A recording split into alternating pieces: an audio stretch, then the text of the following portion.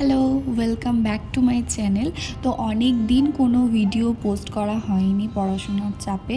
তো আজ অনেক দিন পর একটা নতুন শর্টস ভিডিও নিয়ে তোমাদের কাছে হাজির হয়ে গেছি। তো এটা হচ্ছে শিবরাত্রির ভিডিও।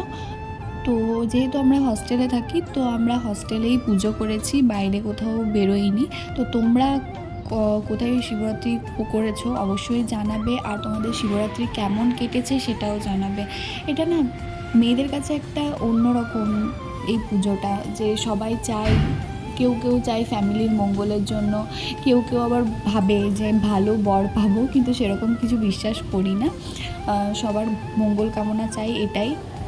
তো দেখো, প্রথমে আমরা জল ঢেলে নিলাম ঠাকুরের মাথায়, তারপর ভালো করে মধু ঘি দিয়ে ঠাকুরকে ভালো করে মাখানো হলো গোটা গায়ে। তারপর দেখো এখানে সমস্ত কিছু সাজিয়েছি আমি, রুমমেটরা মিলে সবাই মিলে সাজিয়েছি। তারপরে দেখো হনুমানজিকে স্নান করানো হলো, তার গাটা মুছে দেওয়া হলো, তাকেও ঘি আর মধু ভালো করে মাখিয়ে দেওয়া হলো। তারপর চন্দনের ফোঁটা দিলাম মা সরস্বতীকে, নমঃ শিবাইকে। তারপর একটু সিঁদুরের ফোঁটা দেওয়া হলো হনুমানজিকে। এরপর দেখো ফল ফুল সমস্ত কিছু সাজিয়ে, মিষ্টি, তারপর একটু কর্পূর জ্বালিয়ে দেখানো হলো। এরপর হচ্ছে মোমবাতি দেওয়া হলো, সবাইকে দেখানো হলো। তারপর ফল টল কাটছিলাম যেহেতু সবাইকে প্রসাদ দেওয়ার জন্য।